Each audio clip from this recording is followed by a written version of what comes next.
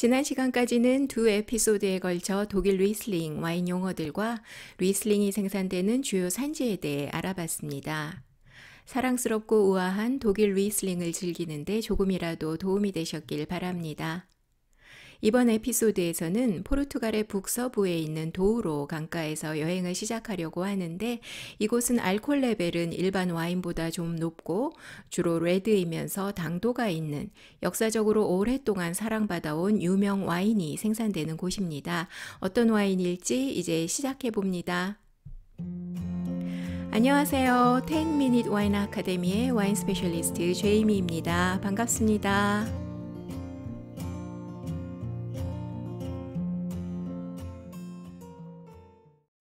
포르투갈을 여행하면 역시 바다와 접한 나라여서 각종 해산물 요리가 많아서 좋고, 바삭한 크러스트에 부드러운 커스터드가 채워진 귀엽고 맛있는 에그타르트도 있고, 종류도 많고 맛도 품질도 훌륭한 포르투갈의 이베리코 햄들에 체리로 담근 술들을 거리 곳곳에서 만날 수 있는 즐거움이 있습니다.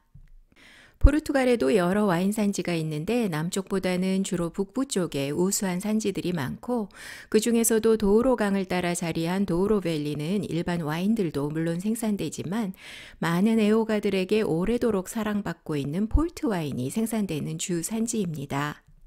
이번 에피소드에서는 우선 폴트 와인이 무엇인지, 어떤 종류가 있는지 전체적으로 살펴보고, 다음 에피소드에서는 이번 시간에 다 살펴보지 못한 부분들과 함께 제가 몇 년 전 도우로 산지를 여행했을 때 담은 풍경들과 방문했던 생산자들 중에서 몇 곳을 소개해 보겠습니다. 그럼 이제 폴트 와인이 무엇인지 먼저 알아볼까요? 폴트 와인은 주정 강화 와인, fortified 와인의 한 종류인데, 주정 강화 와인이란 일반 와인과 마찬가지로 포도로 만들어지고 발효 과정도 같은데, 생산 과정 중에 브랜디 같은 높은 알코올을 넣어서 알코올 레벨이 결과적으로 더 높아진 와인들을 말하고, 이런 알코올 강화 또는 주정 강화라고 이름 붙여지는 와인에는 오늘 살펴볼 포르투갈 본토의 폴트 와인을 포함해서 세계 여러 다른 산지들에서도 생산되고 있습니다.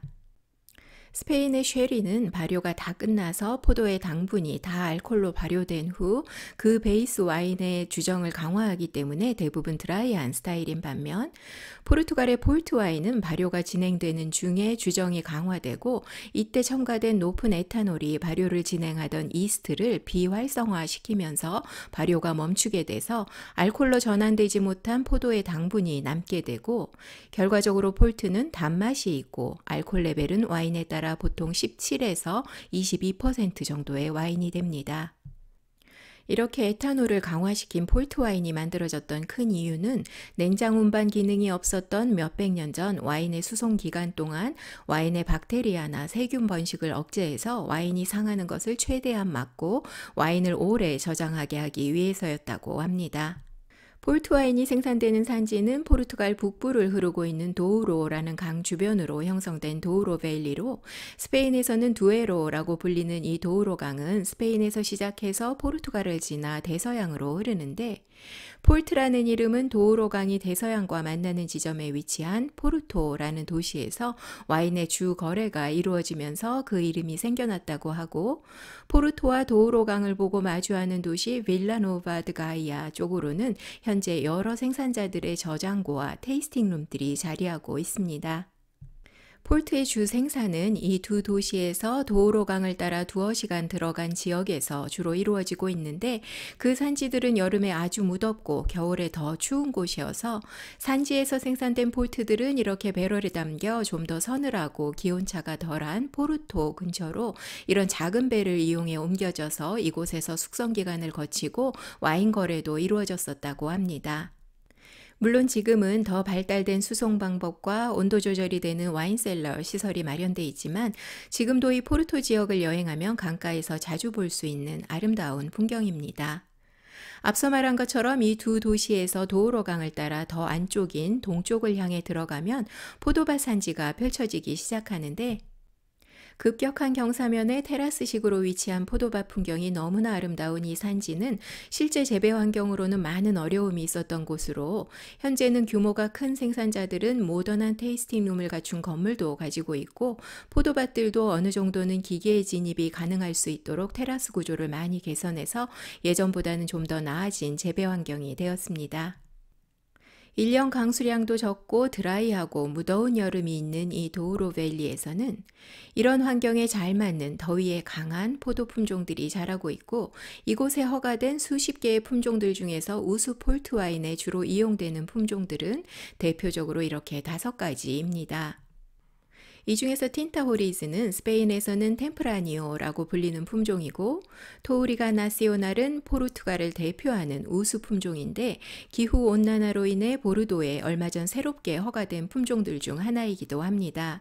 참고로 보르도에서는 보르도와 보르도 수페리어 산지 이름에서만 이 품종을 블렌드에 이용할 수 있도록 허가되었습니다.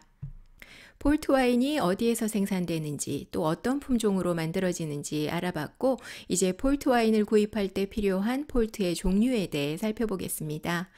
폴트 와인은 대표적으로 이런 스타일들로 생산되는데, 이 와인들은 크게 색감으로 나누어진다고 이해하시면 좋겠고, 이 중에서 가장 많이 생산되는 스타일은 루비 폴트와 터니 폴트입니다. 흰 품종으로 만들어지는 와이폴트는 폴트 자체로 즐기거나 또는 얼음과 토닉 워터를 넣어서 폴트 토닉이라는 칵테일이 되고, 이 폴트 토닉은 포르투갈 카페나 바, 레스토랑 메뉴에서 자주 볼 수 있습니다. 루비 폴트는 숙성 과정 동안 공기와의 접촉을 최소화할 수 있는 스테인레스나 시멘트 저장통 또는 대용량의 큰 오크 캐스크 등에서 숙성되어 산화작용으로 인한 색상 변화가 거의 없어서 결과적으로 짙은 루비색이 나고 과일향이 많이 나는 폴트이고, 터니 폴트는 주로 피프라고 불리는 오크통에서 숙성되는 동안 산소의 산화작용 영향을 받아 브라운에서 오렌지빛이 도는 터니 색감을 가진 폴트로, 루비 폴트처럼 프레쉬한 과일향보다는 말린 과일향, 그리고 견과류, 캐러멜 등의 향이 도는 폴트입니다. 같은 생산자여도 각기 다른 스타일의 폴트들을 대부분 생산하고 있어서 한 생산자에게서 이렇게 조금씩 다른 라벨들을 볼 수 있습니다. 루비 폴트의 종류들을 좀 더 자세히 살펴볼까요? 우선 베이직 루비 폴트는 2-3년 정도 숙성되고 출시되며 영하고 심플한 과일향을 가진 풀바디의 가장 베이직한 루비 폴트이고, 리저브 루비 폴트는 이보다 좀 더 나은 품질로 3년에서 5년 정도 숙성돼서 베이직 폴트보다는 좀 더 깊은 과일향을 가집니다. 레이트 바를드 빈티지 폴트인 LVB는 4년에서 6년 정도 숙성되고 출시되는데, 스테인리스 통보다는 큰 용량의 오크 캐스크에서 더 많이 숙성되기 때문에 과일향을 포함한 좀 더 복합적인 향과 맛을 얻게 되며, 한 해 동안 수확된 포도로 만드는 폴트여서 추수한 해와 병입된 해가 라벨에 표기됩니다. 저장 가능 기간이 길고 가장 우수하다고 평가받는 폴트는 빈티지 폴트입니다. 빈티지 폴트는 포도의 품질이 좋았던 해에만 출시되고, 대부분 생산자의 가장 좋은 포도밭들에서 재배된 포도로 만들어집니다. 오크배럴에서 약 2-3년 정도 숙성되고 병입되는데, 침전물이 필터되지 않고 그대로 병입되기 때문에 다른 폴트들과는 달리 침전물이 병에 담겨 있어서 오픈할 때도 디캔팅할 때도 주의가 필요하고, 이 빈티지 폴트는 물론 빈티지마다 다르지만 보통 15년에서 20년 정도 빈티지에서 지나야 시음할 수 있는 적기가 되고, 빈티지 폴트의 평균 에이징 가능 기간은 40년에서 50년 정도로 봅니다. 최근 빈티지를 구입했다면 가급적 오픈하지 말고 적어도 15년 가까이는 셀러에 잘 보관하고 기다려야 하는데, 와인 소비 트렌드가 변하면서 좀 더 일찍 오픈해서 좀 더 영한 상태를 즐기는 소비 성향이 예전보다 더 있기도 합니다. 빈티지 폴트는 이렇게 보통 몇십 년이 지나고 오픈하게 되기 때문에 코크가 드라이되거나 약해지니까 오픈할 때 주의해야 하고, 오픈하고 나면 침전물을 걸러내기 위해 디캔팅을 반드시 해야 합니다. 디캔팅할 때는 병 목 부분에 촛불이나 핸드폰 불빛을 비추어서 천천히 따라야 하고, 병 목에 침전물이 내려오는 게 보이면 멈추면 됩니다. 빈티지 폴트 종류의 싱글 낀따 빈티지 폴트가 있는데 한 포도밭에서만 생산된 포도로 만들어지는 빈티지 폴트로 라벨 예에서처럼 포도밭 이름과 포도가 수확된 그 연도가 라벨에 표기됩니다. 원래는 포도밭을 하나만 소유한 소규모 생산자들의 폴트가 이런 이름으로 나오기도 하고 때로는 빈티지 와인으로 출시할 만큼 저장성이 떨어진다 판단될 경우에도 단일 포도밭 이름으로 출시했었는데 최근 단일 포도밭 와인이 관심을 받으면서 폴트 생산자들이 이렇게 싱글 낀따 빈티지 폴트 이름으로 더 생산하고 있습니다. 필터가 되지 않고 출시되는 빈티지 폴트와 LBV 중에서도 아주 드물게 생산되는 이런 LBV를 제외하면 나머지 루비 폴트들은 바로 마시면 좋은 상태에서 출시되기 때문에 보관한다고 향이 더욱 좋게 발전되거나 하진 않으니까 구입해서 바로 즐기면 되겠고 디캔팅도 필요 없습니다. 오크통에서 숙성돼서 오렌지 브라운 빛을 띠는 터니 폴트도 몇몇 다른 스타일로 생산되는데 우선 루비 폴트와 마찬가지로 터니도 라이트하고 심플한 향을 가진 베이직 터니 폴트가 있고 리저브 터니 폴트는 미니멈 7년 이상 오크 배럴에서 숙성되어 부드러우면서 베이직 터니보다 좀 더 복합적인 향을 갖는 터니입니다. 이제 터니 폴트에서 중요한 두 가지 터니를 소개할 텐데요. 둘 다 제가 참 좋아하는 스타일의 폴트인데 우선은 10년 간격으로 10년, 20년, 30년, 40년 이렇게 에이지가 표기되는 터니 폴트가 있고 터니 폴트 중에 가장 드물게 생산되면서 포르투갈인들의 사랑을 받는 우수한 터니인 꼴리에이따가 있습니다. 이 두 터니 폴트들은 어떤 맛과 어떤 특징을 가진 우수한 터니들일까요?